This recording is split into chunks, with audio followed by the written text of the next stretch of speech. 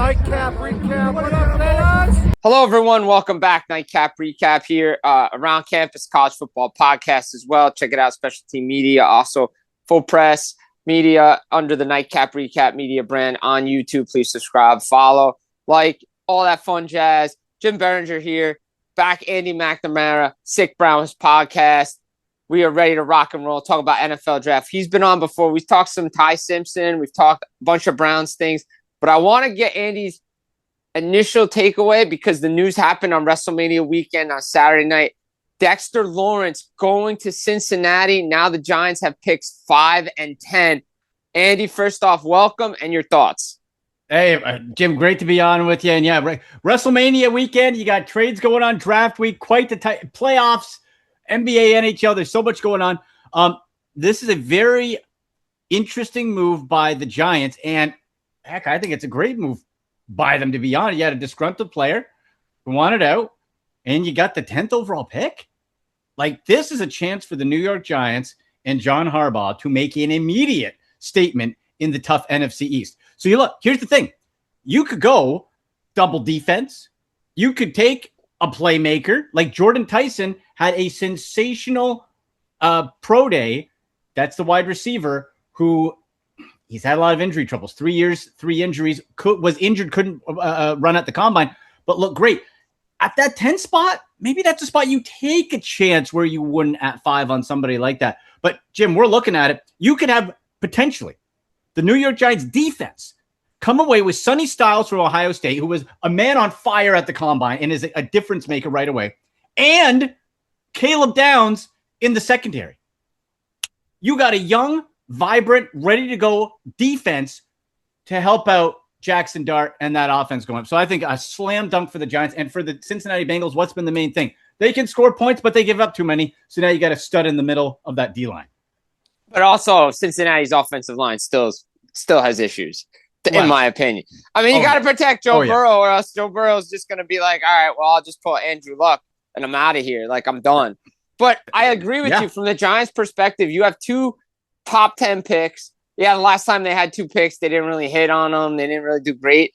Now we're seeing now again, this is the weeks leading into the draft. There's always a lot of scuttlebutt, rumor, what's real, what's not. Now you see report every time somebody gets a call, it's immediately out there. Oh, Giants got calls on Kayvon Thibodeau. Why would the Giants trade Kayvon Thibodeau? That'd be stupid. Like, you just got John Harbaugh in there. You got Thibodeau. You got rid of a disgruntled player. Again, you get Caleb Downs. Again, injury history, but I'd rather have the injury issues on the back end side of it in the defense, and you have Sonny Styles. That's where I would lean. Or you could trade 10 to get more picks, however it goes. Or you go, I don't think he'll be on the board because I think he's just going to be gone before 5. But if Jeremiah Love's there at 5, you can go get him there. I'm seeing stuff too. As low as 7 for Jeremiah Love, which would kind of shock me, to go to the Commanders, which would be wow. Commanders would, I think, sprint to the podium. There's a lot of reports out there that Kansas City's trying to trade up. I think I know who they want, and if I'm a team, I'm not letting them have that weapon. Like, who do they want? Love? They want Love? Yeah, they want Jeremiah Love. From 9. Yeah. And you look at the mocks now. Now, for a team like Kansas City, who is very rare, they pick this high because you got Pat Mahomes. So now you got to really take advantage of it. So if you're 9 and you're Kansas City, is it a place where, depending, there's a lot of movement is between like Arvell Reese, Reuben Bain Jr., who they said, Reverend Jim, they're like, oh, and David Bailey. Reuben Bain is like, oh, he's got the T-Rex arms. Then at his pro day, they're like, they measured his arms wrong. The arms are fine. I've been saying that. We've been saying that for years. We've been saying that last time you were on this thing. We said that his arms were fine. He could still pass block. He's one of the best ends in college football all year. We're proven right. We were proven right. Reuben Bain Jr. is one of the best elite players in this draft. I still think Jeremiah Love's the best overall player in this draft. Talent-wise, hands down what he can do. Sonny Styles, to me, Giants are really good. I like the Caleb Downs pick. I think Jordan Tyson's way too high. I still don't think he's a first-round player. The injuries, it's Arizona State. Not for me. I don't want to do it. There's too much talk about it, too much hype. And I don't think I'm be honest, the Giants have enough wide receivers. They have They plenty. don't need it. They don't spend need a premium it. pick. Don't do it. You just got a second top 10 pick. All you need to do is focus on the defense. Yep. Yeah, and you can rebuild it. If you get those two, Jim, holy cow. Yeah. You get now you're you competing with the Eagles and the Commanders and the Cowboys right away. Yeah. Yeah, you got right away. And the thing is, too, it's interesting of where do these offensive linemen go, specifically the tackles. Really, it's a draft where you have a bunch of right tackles who are good that people think, oh, maybe they could be better guards or right tackles. The true left tackles on paper, and people can mix and match, are Monroe Freeling, who apparently has sky-high athleticism upside, but you kind of want to redshirt him. Am I spending a top 10 pick on a redshirt guy? No, I'm spending a second, third round pick on him. You know, or maybe if you have a luxury pick later in the 20s, then you can be okay. I got a guy. I'm 5-year contract. I love the upside. We can bring him along. I could see that. I'm okay with that. I'm okay. Yeah. I'm more okay with you spending the pick in the later first round to go get him and then let him sit a year. Yeah. And I've seen stuff as high as 6 to the Browns. Why? Which I'd go. Listen, the Browns got their own. The Browns got their own issues, which we'll get to in a minute. Yeah, like a Blake Miller is the other one. And I see a mock here on ESPN. Blake Miller actually going from Clemson, going to Cleveland. I would say at 24, you could sign me up for that today. If you get me Carnell Tate at 6, who to me is the only true WR1 in this draft. It's Tate. Yes. And it doesn't mean they're not good receivers. You have a lot of really good receivers who could be phenomenal number 2s and be impact players. But I'm telling you, the only number 1 is Carnell Tate. So for my Browns, if you get me Carnell Tate at 6 and you swing back at 24 and get me a left tackle, Blake Miller, now I'm pretty happy with that. I'm pretty happy with that first round. I got a weapon, and I got somebody who can protect whoever's at quarterback, hopefully Shedeur. Yeah, we can get into that. I mean, you brought it up, right? Let's be honest here. Like, we know who's still on the books in Cleveland. He shouldn't be on the books. He shouldn't be the starting quarterback. We said it last time you were on, Annie. Pay him to just go away. Just tell him to go away. You get your money, just go away. We don't need you around here. Shedeur Sanders is your guy. Should be the guy. But the Haslam, look, I'm be honest. You have one Haslam doing things the right way in Nashville, where you bring in Nick Saban, who apparently has more say as the Nashville Predators minority owner than most people thought, reported that. Which is wild, but he knows how to win, and he wants to win. But he has the right mindset. But then you have the other Haslam here in Cleveland just doing the same things, and it's just complete dysfunction when it should be, hey, look, we got Shedeur. We don't need Deshaun Watson. Look, no one's dismissing the fact that Deshaun Watson, when he's on the field, is talented. No one's debating that. Maybe. I'll debate it right now. Yeah, I've seen Deshaun Watson. I've seen Deshaun Watson on the field, and in 19 games, Jim, 19 games is all he's played out of a potential 68 because of suspension, because of injury. I have seen him combined 1.5 excellent games. All right, and I don't mean in a row. I don't mean in a row. I mean if I'm taking chunks of quarters. Yeah. Okay. I have a second half against Baltimore. Then that's not good enough. That's not good enough. It's not good enough. Here? Because the money, because the salary cap, all the mumbo jumbo. We don't understand what the salary cap is. Post June 1st, this, that, and the other. All I know is his butt is going to be in camp, and he's competing with Shedeur Sanders for the number 1 job. And I am still furious, as you know, that you wasted a 3rd round pick on Dylan Gabriel, who probably shouldn't even be on a National Football League team. I mean, he'd probably be on a team. He'd probably be on a team, but I don't think he'd practice squad tops. Practice squad. Give him 3rd round pick for a practice squad, Jim. 3rd round. I can name you 3 safeties I could have got last year. That kid Xavier from Notre Dame. Right there. You could have gotten a tackle. You could have done things so you weren't in a pinch and had obvious needs now that everybody and their brother can tell you need by picking a second quarterback. And he was the first one before Shedeur. Still drives me nuts. And you could have got Shedeur in the 3rd round. You could have. Or heck, you pick an impact player, like I'll use the safety example right there, or pick whoever, and then you still got Shedeur in the 5th. You come out looking like a genius. Right. Instead, you got a 5'9" Hawaiian who can't throw.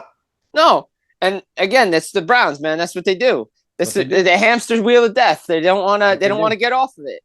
And look, they got a good defense. But again, you hear the steam. I told you about this. steam's still picking up. Myles Garrett, is he going to stay in Cleveland or not? Like, that's a thing. That's a legit thing. Like, I mean, they redid the contract to make it more trade friendly. I'll give you this that I heard this morning, that apparently Myles Garrett has met the Cleveland Cavaliers head coach, who he's part owner of the Cleveland Cavaliers, still has not met his head coach, Todd Monken, face to face. What's that tell you? Well, I mean, the Giants had that issue with Dexter Lawrence and John Harbaugh. The agent got involved, and Dexter Lawrence found his way out of town. Right? Yeah, and Nate, so here's the thing, what I'm hearing. Very, very, very unlikely that Myles Garrett gets traded before the draft. What I'm hearing is post June 1st and as soon as June 2nd is when you guys start paying attention to that, because then there's another salary cap break on dead money, etc. And the Browns really want to amp up their ammo for draft capital for 2027 when it is supposed to be a super deep quarterback draft class. We know we can't count on that. Jim was supposed to be deep this year, and it's Fernando Mendoza. But I mean, look, let's be honest. So, guys, link it above is the episode with Russ Cohen. He was on right before Andy McNamara. We were talking about Jets here, and he brought up the same thing. You cannot be banking on something that could happen, might happen.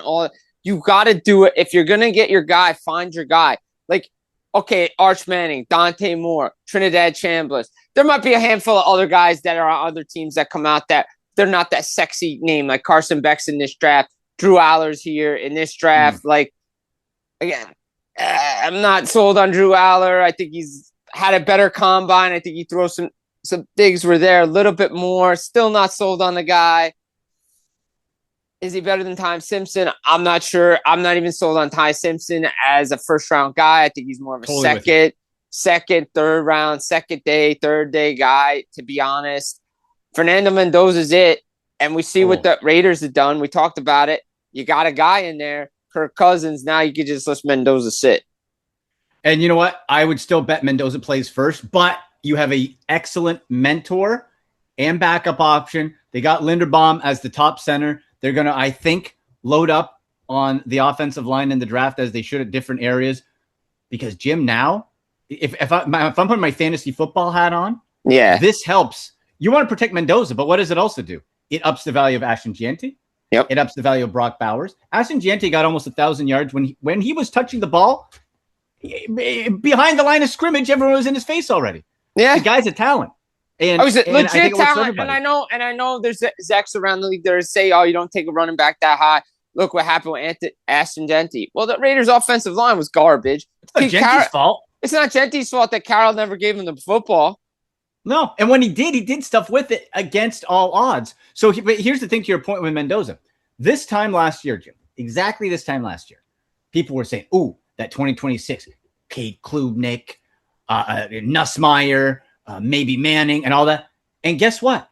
None of them are there. It's Mendoza out of nowhere. A stone cold stunner out of nowhere was Mendoza. Yeah. He came out of nowhere. And everybody and that's why you can't count on next year. And everybody knew Klubnik. Nussmeier was maybe. He was like, okay, it's going to be who's the top. They were in the conversation. No one was talking Mendoza. And that's why this time next year, we could be talking about somebody totally that we're not thinking of.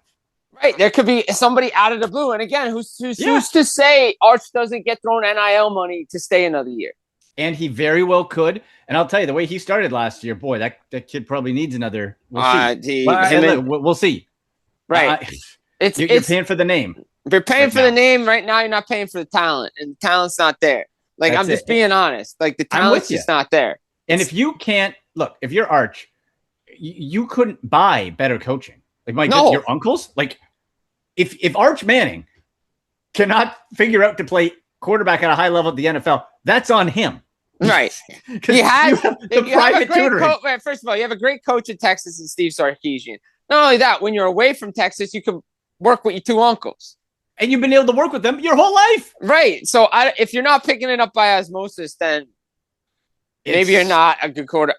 Look, I'm not going to rail on the kid because, again, it was his first full – first of all, it was his first full year as a starter in Texas. So, and he faced really good defenses early on. I mean, Matt Patricia's NFL defense right off the start with Ohio State, and he still did pretty good.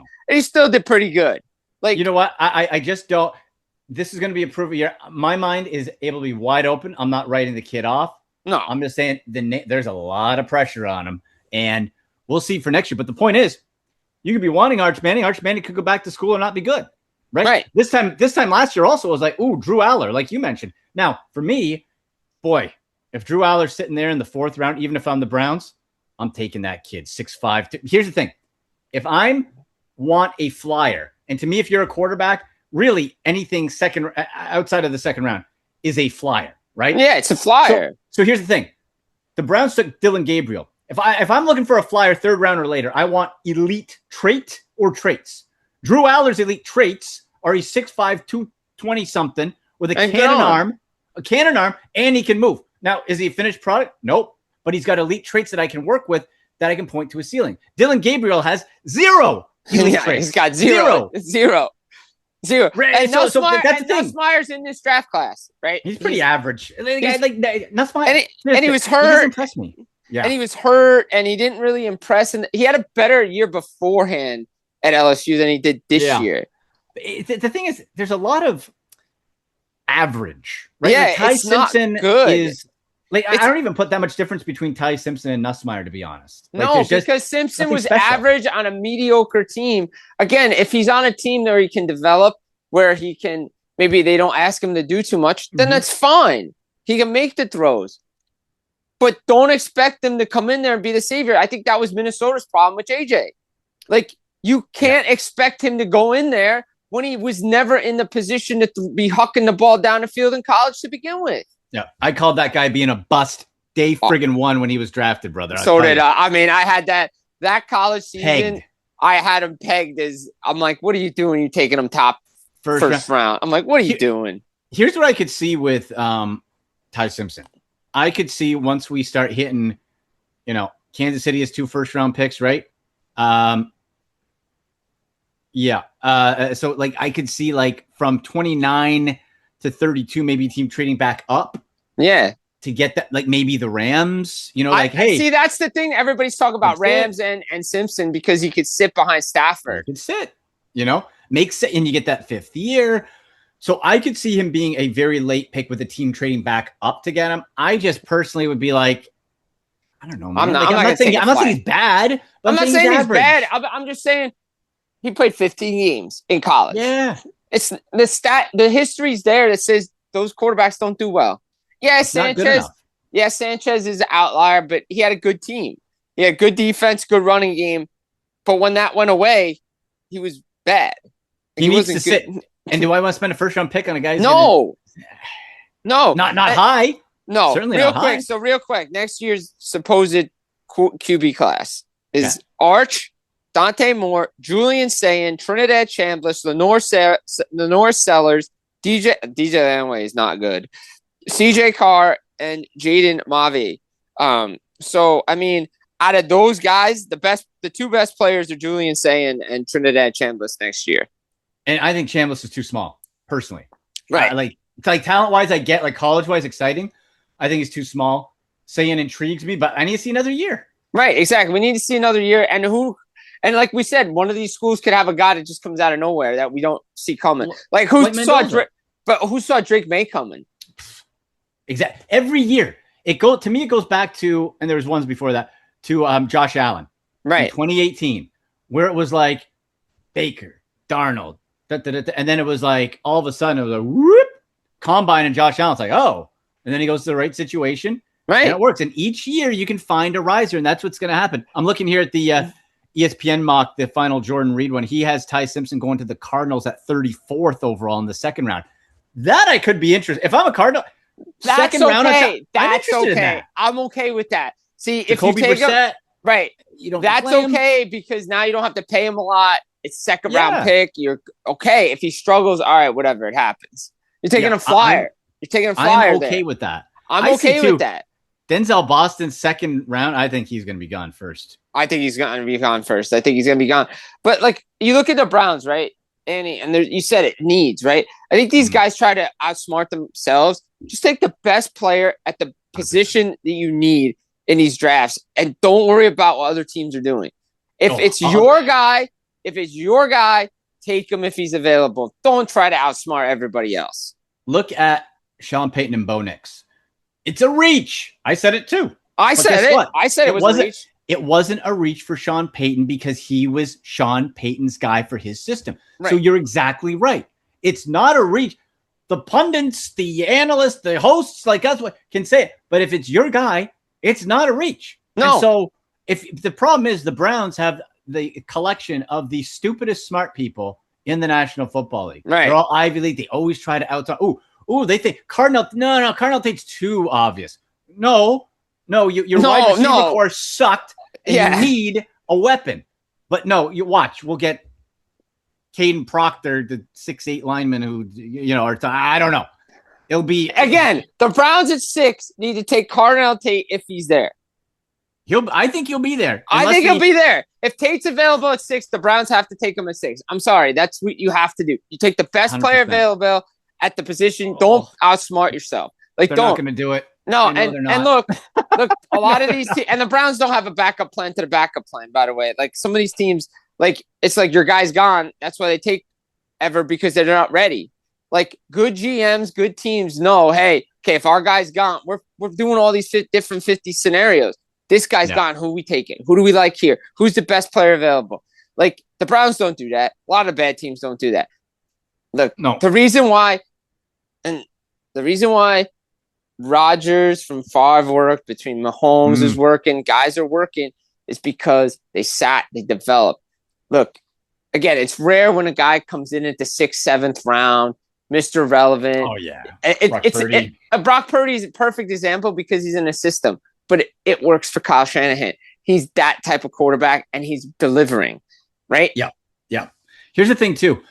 A lot of people trade down. You have to have people who want to trade up. And right. Especially if you want, this is a deep defensive class with a lot of choices, a lot of ice cream flavors here, Jim, because people are like, Browns should trade the 6th pick. Browns they've been open to trading down. Go to Dallas. Well, okay, if Dallas wants to trade up, or do they I can still get a safety like Dylan Teneman at 12, or do I have to move all the way up? Or what if someone starts to drop? Like there's my point is, there's going to be good players, especially if you need a defensive player, where you don't have to trade up. No, you don't have to trade up. You need a willing partner, and that's where it gets a little concerning. See, I think that's where we go back to it at the beginning. I think that's where the Giants have an advantage here because they have the 2 picks, and I don't think they're going to trade 5, but I think 10 could be in play if a team really wants to look for something. Yeah, I think so. I think 10 could be in play. Because you could do 12 to 10 if Caleb a lot of smoke that Caleb Downs is to Dallas. But they're not going to trade with Dallas. They learned their lesson. Division. Yeah. But I think the Giants have learned their lesson. Well, I hope they learned their lesson. That when Philly went in there and just took the guy that they wanted, Devontae Smith, out of nowhere, and traded in front of him, and we can get him. No, if the guy's available, you take him. There's no. So I think it's going to be wild because it's in and before we wrap up here, it's in Pittsburgh. We know Mike McCarthy's there, in division rival. We're still waiting on Rodgers, which here's my opinion on this. Russ said it. I'll say it. A lot of people I talk to. I know you're in the division, so you could care less about the Steelers, but as an analyst, they need to rebuild and draft a quarterback. Plain and simple. And I'd say this. One, I hate the Steelers, and I wish them all the ill will. I want that on the record. Yes. But I think, Jim, they might have their guy. And I think his name is Will Howard out of Ohio State. Who I like that. Desperately wanted the Browns to take. You could have gotten the 5th round or the 3rd, but instead you let a 6'5" Ohio kid, leader of men. His teammates last year at the Combine said, if I could take one guy with me to the NFL, be Will Howard. Almost to a man, they said that. That's a leader of men. Again, is he super polished? No, but that guy under Mike McCarthy's tutelage right now, because Aaron Rodgers isn't there. I saw this morning. Will Howard's QB1. Will Howard's going to be getting first team reps in minicamp and everything right now. Don't be surprised, people, if Will Howard starts to rise, and maybe you don't need Aaron Rodgers. Well, I don't think they need Aaron Rodgers to begin with. Yeah. I think headache. Get out of here. Well, first of all, the Steelers should have just been like, dude, we're moving on. Do whatever you want. We're out of here. Pull the Band-Aid. We get it, guy. It's a Band-Aid. What are you doing? Just rip it off. we got Will Howard. We're going to develop Will Howard. This is our guy unless we see something else that we like. And if you don't think he's ready, go find a veteran quarterback. But the issue for the Steelers is they're stuck in this, we got to make playoffs, our record. This, but you flame out every year in the first round, bro. Like if you get there. If you get there. And let's see. Baltimore should be better. Mm-hmm. Cleveland's still a tough out, regardless of what we think of ownership and everything. Yeah. Because the players play really hard. So new head coach now. New head coach. Right. Cincinnati's going to be a tough out. Yep. Oh, yeah. And the rest of the comp, and let's not forget about the rest of the conference. Sure. So the thing is, you got like Aaron Rodgers isn't going to get you where you need to go. Right. He could be better than an unknown rookie potentially this year, but the better is going to get you 9 wins tops. Yes, okay. Exactly. What's that do? It's another year older for TJ Watt. Like, go for it. Maybe draft if you like somebody later. Like maybe they go get Drew Aller. I don't know. Get a couple big dudes. I don't know. But like, I don't know. You have. I would say. I would love. I adore Will Howard, the player. I just hate he's in Pittsburgh, so it kills me. But man, I think there's a lot of potential there, man. That dude is a leader of men, and I think if McCarthy still has any sort of magic left in him on his 3rd head coaching stint, and he can get the pixie dust on Will Howard, I'm telling you, man, we could be seeing something special. All right, one more. Who is the guy you're looking at? Maybe potential rise into the first round. Into the first round. Yeah, or a riser in the first round that we don't expect to go in a certain spot. Ooh, you know what? I think Jordan Tyson, I think, is going to be popping up. I think someone's going to bite too early on that pro day. Yeah. I don't want it. But I think he could. Another late one, I would say don't sleep on Malachi Fields out of Notre Dame. That's a good one. I like that one. Like 30 to 32. That size, man. Holy moly. And I'll tell you this too. I love it. And I don't think he's going to get into the first round, but I think it's going to be a shocker how high he might go in the second round. Jacoby Lane out of USC. I think I mentioned him last time. Not Mekhi Lemon, the other USC receiver. This guy jumped 5 inches higher vertical than Denzel Boston, who was a first-round grade. 6'4", can move. The guy is a baller. I desperately want him in Cleveland. I think he's going to be a stud if he gets in the right situation. Jacoby Lane is somebody to watch too. He's not getting the first round, but that's someone who people like 3rd round. Don't be surprised if you see him go early-ish in the second round, day 2. Ooh, I like to hear that. What do you got coming up, Andy McNamara? We got Wednesday. We got my Browns pre-draft show. We're going to be diving in, man. We're going to be going to Cleveland. We're going to be getting all the news and notes from around the Browns, the division, everything else around the draft, getting ready for that. And then draft night, working on possibly having a live draft show as well. So stay tuned on all my socials. I'll keep you up to date on that at AndyMC81 on X, at AndyMC Sports on Instagram. Guys, you heard it. Andy McNamara, Sick Browns podcast. Jim Biringer here. Nightcap recap around campus college football podcast. Get it. Specialty media up on YouTube. Nightcap recap media up there as well. We'll get some clips out as well. Like, subscribe, follow along. Guys, take care. Enjoy the NFL draft.